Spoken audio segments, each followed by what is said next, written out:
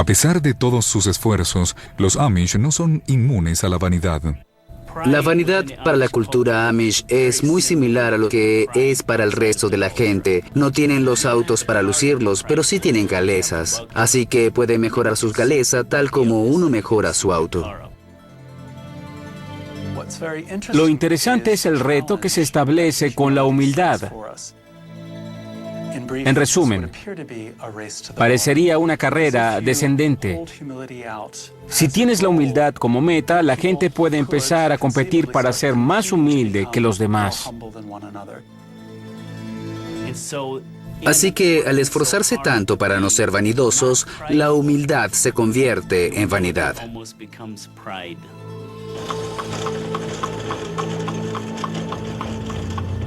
La vanidad es un pecado capital que la mayor parte de las religiones intenta remover, pero ninguna ha tenido éxito. Sin embargo, muchos individuos han sucumbido a la tentación y la han adoptado.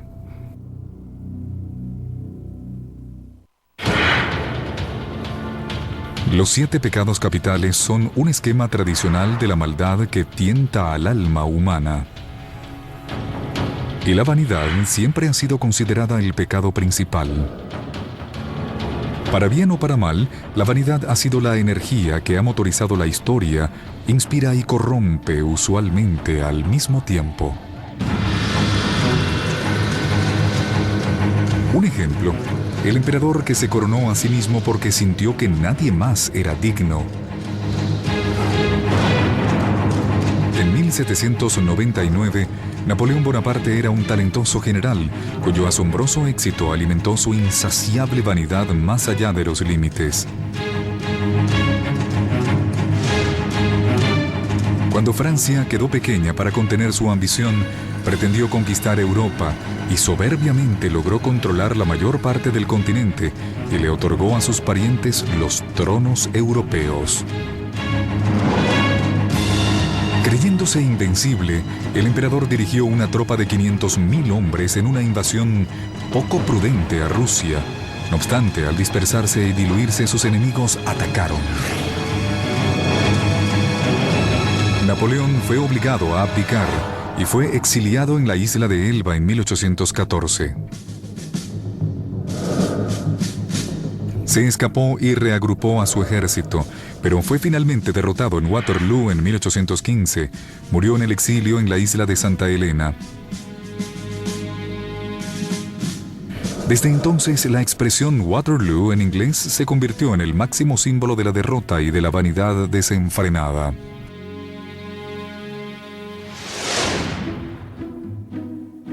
Cerca del año 1850, la vanidad evolucionó como virtud y no como pecado. Una nueva generación de líderes audaces surgió a medida que la revolución industrial llegaba a los Estados Unidos y la sociedad cambiaba de ser agrícola a industrializada. Las ciudades se desarrollaban con miles de acerías, astilleros y ferrocarriles. Era el momento de la oportunidad donde los hombres modestos se convertían en magnates. Podemos pensar en Andrew Mellon, Andrew Carnegie, Cornelius Vanderbilt. Estos capitalistas fueron, de cierta manera, empresarios brillantes que se aprovecharon del cambio e hicieron grandes cantidades de dinero durante el proceso. Fueron hombres que hicieron fortunas enormes y fabulosas, y en muchos casos, en poco tiempo. Uno de los capitalistas más famosos, William Randolph Hearst, hizo millones con su imperio editorial. Hearst sucumbió ante el pecado de la vanidad cuando construyó el castillo Hearst de 8.370 metros cuadrados en su propiedad de 16.000 hectáreas en el estado de California. En el transcurso de su lujosa vida adquirió propiedades alrededor del mundo. Era un hombre que básicamente lo tenía todo. Estos opulentos estilos de vida generaron muchas críticas, obligando a Hearst y a los de su tipo a buscar una manera de justificar sus pecados. Muchos crearon fundaciones benéficas, convirtiéndose de capitalistas a filántropos.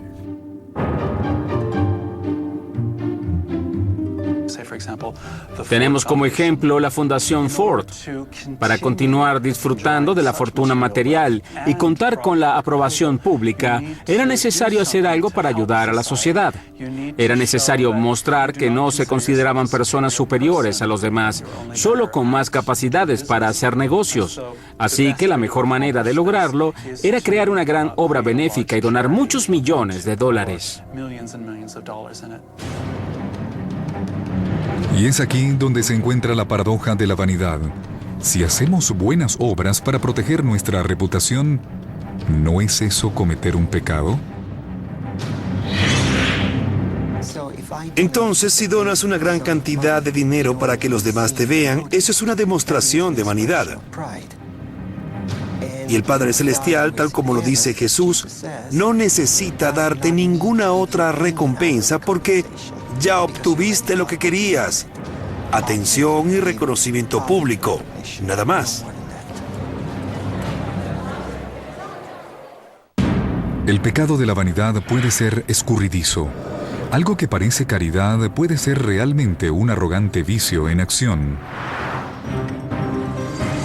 Tal como el demonio puede cambiar su forma, la vanidad puede disfrazarse como algo benigno. Es fácil definir el pecado cuando uno se vanagloria a sí mismo, pero hay otro tipo de vanidad que usualmente se confunde con una fuerza positiva. El linaje, la educación, la religión, nuestro vecindario, nuestro país. Nos vanagloriamos de todos estos aspectos.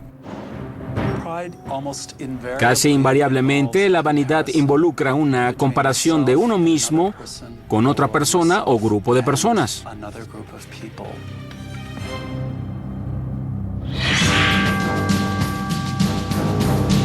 Algunos incluso pueden decir que el patriotismo o el orgullo étnico son malos.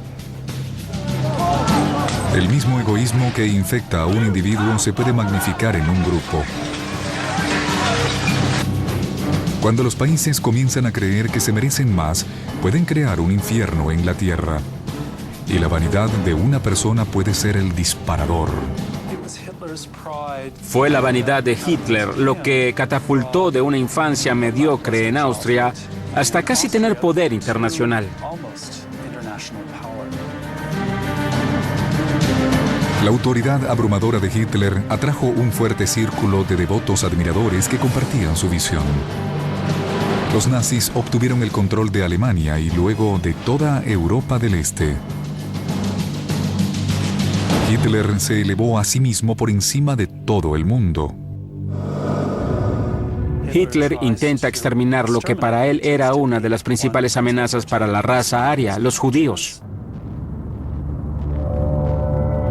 Lo que para Hitler era el éxito, para los demás significaba una masacre horrible.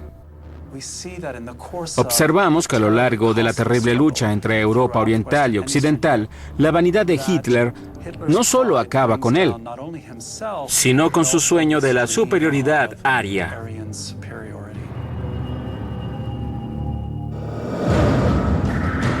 Ya Hitler no existe, pero su filosofía aria continúa viva como una violenta lección de vanidad desenfrenada.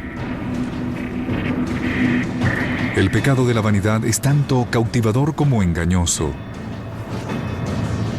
Aquellos que caen bajo su hechizo, sin importar su forma, enfrentan una condena eterna. El Papa Gregorio Magno fue el primero en etiquetar a la lujuria, la envidia, la gula, la pereza, la avaricia, la ira y la vanidad como los 7 pecados capitales. Y según él, la vanidad era el pecado más peligroso. La vanidad puede parecer hermosa, sin embargo, es tan desagradable como el pecado. La mitología griega cuenta la leyenda de Narciso. Se vanagloriaba tanto de su apariencia que contemplaba por horas su propio reflejo.